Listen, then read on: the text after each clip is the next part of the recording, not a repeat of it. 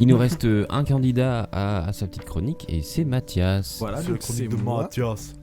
Et Alors, tu vas nous parler de quoi ce soir? C'est Moi, la ce chronique de soir, Mathias. Vas-y. Je vais vous parler du métier que j'exerce parce que c'est un peu une petite fierté et puis voilà, j'ai envie de le faire découvrir à plein de monde en fait. Et que fais-tu, Et- Mathias? Et moi, je suis Acteur actuellement- pornographique. La fierté. Exactement, là, on est puissant dans le domaine qu'on entreprend. Je suis accompagnant éducatif et social, donc c'est un métier dans le médico-social. C'est pour s'occuper des personnes donc en situation de handicap, des personnes en difficulté sociale, décrochement scolaire, tout ça machin. On intervient sur plein de monde, à domicile, dans les écoles, tout ça. Et donc voilà, donc je voulais vous présenter un peu ça. Moi je fais ça depuis 2020 maintenant. Enfin j'ai commencé un petit peu avant justement, mais j'ai commencé vraiment en 2020. Et Du coup, ça consiste en quoi Enfin, tu fais quoi à peu tu près de tes peux journées? faire plein de trucs. Tu peux donc t'occuper des personnes à domicile directement. merci. Donc voilà, par exemple Des tu- personnes âgées, des c'est personnes ça, en des situation de personnes handicap. âgées, en situation de handicap comme je l'ai dit, ouais. Et moi par exemple, je travaille dans un foyer actuellement. Dans un foyer donc pour personnes en situation de handicap et vieillissantes. Et du coup, je m'occupe d'eux au quotidien. Donc je fais leurs toilettes, je fais leurs douches, je fais leurs activités, je les fais manger. Tout ça, c'est vraiment un accompagnement de A à Z dans les temps clés du quotidien. Pour Tout des ça. personnes qui peuvent pas le faire tout simplement. Exactement. Et donc voilà, donc, moi je présente un petit peu les métiers du médico-social. Du médico-social, ouais, j'ai un doute. Mais du médico-social. Et en gros, donc là aujourd'hui j'exerce mon métier et puis je vais partir sur une formation d'éducateur spécialisé. Donc c'est toujours pareil, sauf que éducateur spécialisé, on va plus parler de tout ce qui est plus profond. C'est-à-dire ça va pas être un accompagnement au quotidien, ça va plus être un accompagnement sur le long terme justement pour aboutir à une progression chez la personne. Tu Tu vois. vas suivre quelqu'un en particulier, c'est ce que tu veux dire? Tu peux suivre quelqu'un en particulier comme les assistantes sociales ou même des... Et moi par exemple ça serait plutôt pour être en structure comme j'ai fait cette année, mais en structure avec des enfants, donc en protection de l'enfance par exemple, tu peux faire éducateur spécialisé parce que tu peux t'occuper justement des jugements, tout ça machin, pour les tutelles, pour les parents, pour plein de trucs. Et moi ça serait surtout pour l'éducatif. Donc en EduxP tu peux faire de l'éducatif avec des personnes en situation de handicap, genre des enfants. Et par exemple travailler sur du cognitif, donc c'est-à-dire écrire, parler, tout ça, machin, vraiment les trucs de base. C'est quoi le but? Ce serait reprendre des bases qui n'auraient pas forcément été acquises, non? C'est ça? C'est ça, ouais, soit par les pathologies ou soit par l'environnement dans lequel l'enfant grandit. Donc du coup moi c'est plutôt pour me diriger par là. Et en fait il y a une multitude de métiers dans ce domaine, c'est-à-dire on a des éducateurs spécialisés, AES comme moi par exemple. Hein? Animateur de colonies de vacances. Exactement, t'as vu, dans le médico-social. Et on a le BAFA ici. ouais, Hein. t'as vu. Non, mais il y a des aides-soignants, tout ça, machin. Moi, dans le foyer où je travaille, il y a beaucoup de monde. Et du coup, en fait, le petit débat, mais ça va pas vraiment être un débat, c'est juste pour faire parler un peu. C'est pendant donc la crise sanitaire du Covid. Et en gros, vous avez entendu parler des soignants en hospital. Des soignants qu'on applaudissait dans la rue, tout ça, machin. Voilà, Qu'on ne fait plus du coup. des soignants qu'on ne fait plus du coup. Mais nous, par exemple, dans le médico-social, on a été un peu considérés comme les sous-soignants. Je sais pas si vous voyez. Alors que on a travaillé Les soignants tous les jours. pas première indispensables. ligne, C'est quand ça, même. voilà, les soignants pas indispensables, enfin pas indispensables. Les soignants dont on peut se passer. Et en fait, ouais, autant pour moi.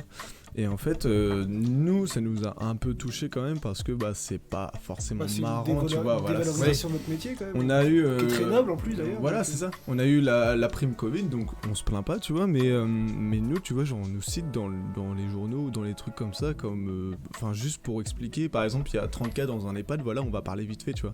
On va dire que les soignants, machin, ont été contaminés, que c'est peut-être à cause des soignants, tout ça. Et du coup. Qu'est-ce que je voulais dire? Attendez.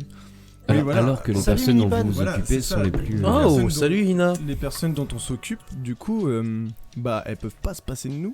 Et c'est ça le truc, en fait, tu bosses tous les jours pendant un confinement où tout le monde est à l'arrêt. Et après, on ne le considère pas vraiment comme quelqu'un à part entière. Et du coup, je voulais savoir ce que vous en pensiez déjà, parce que je pense qu'on a un peu tous le même avis là-dessus, mais savoir ce que vous en pensiez. Et si vous aviez d'autres exemples de métiers comme ça, justement, qui sont peut-être pas reconnus à leur juste valeur, ou alors qui sont sous un autre métier. Rapidement, Vas-y. je sais que j'ai pris beaucoup de temps de parole ce soir. Mais moi, par exemple, du coup, je suis animateur en colonie de vacances pour enfants en foyer et handicap aussi. Tu fais combien de trucs à l'année, toi? Mais qui es-tu? J'ai un calendar hyper. Non, mais pour le coup, nous aussi, tu vois, on est traités comme des merdes.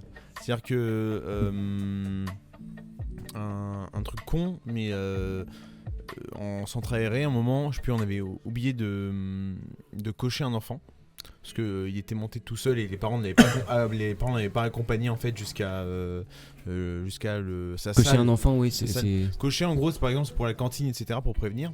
Et du coup, la cantine n'avait pas prévu qu'il y ait autant de repas, etc. pour ce jour-là.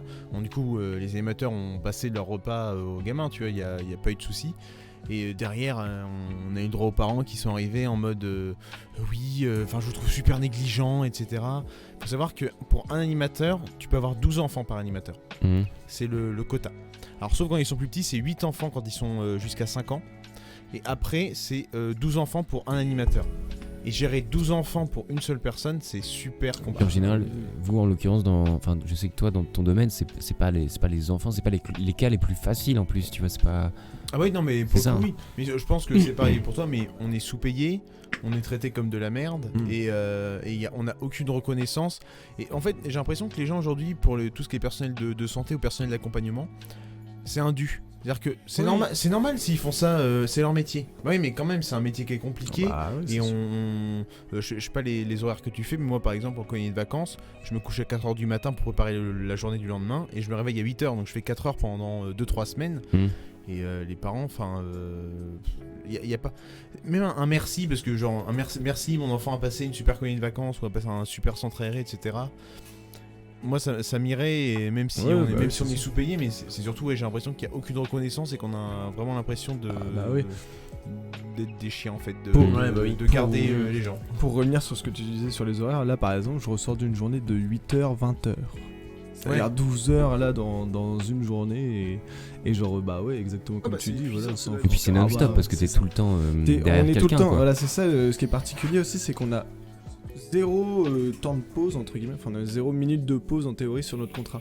En gros, nous, on prend notre pause quand on voit qu'il n'y a plus rien à faire. Mais en fait, il y a tout le temps des trucs à faire. Il faut tout le temps de la surveillance ou des trucs comme ça. Donc en fait, nos pauses, on les prend nous-mêmes. Puis mais vous devez vous relayer. Ça doit... Ouais, c'est ça, vous êtes à côté d'eux. On se relaie, tout ça machin. Ouais, c'est un peu galère. Mais oui, enfin, je suis complètement d'accord avec toi du coup. Et puis c'est bien parce que tu connais un petit peu aussi le truc, tu vois. Ouais, pour le coup, je sais pas ce que les autres en pensent. Mais du coup, pour rebondir sur ce que tu disais, c'est d'autant plus étonnant que moi, du point de vue que j'ai, c'est aux prémices de ce qu'on a connu avec la pandémie, c'était un peu les foyers c'est eux qui risquaient le plus finalement, parce que t'es pas des gens qui peuvent se démerder tout seuls et qui sont... Ils sont tous âgés, non? Enfin, pour certains, j'imagine. Par exemple, le foyer où je taffe, ils sont tous âgés, donc c'est-à-dire que nous... c'était les premières cibles, quoi. Voilà, c'est ça, c'est les premières cibles, et en plus avec des pathologies, des complications. Exactement, c'est ça. Tu vois, c'est un bordel monstre, du coup. Mais nous, du coup, clairement, on peut pas s'arrêter et se mettre en chômage partiel. Non, puis t'as parce que sinon les gens dépendent de toi. Du coup, voilà, ils sont enfermés dans le foyer sans personne, c'est juste pas possible. Non, moi, je suis d'accord, je suis totalement d'accord avec ce que tu racontes, parce que moi, j'ai quelqu'un de ma famille qui en a besoin aussi, tu vois, qui a une aide à la personne, une aide personnelle qui vient chez elle tous les jours pour s'en occuper, parce qu'elle peut plus s'en occuper toute seule. Et c'est vrai que en temps de Covid, si elle se met en arrêt maladie, il y a plus personne qui vient. Plus personne, tu vois. Donc il y a des gens qui dépendent c'est super stressant comme boulot. Il y a Vargatz qui dit c'est des gens qui ne font pas attention à ce que font les autres pour eux. Ah, totalement, c'est ça.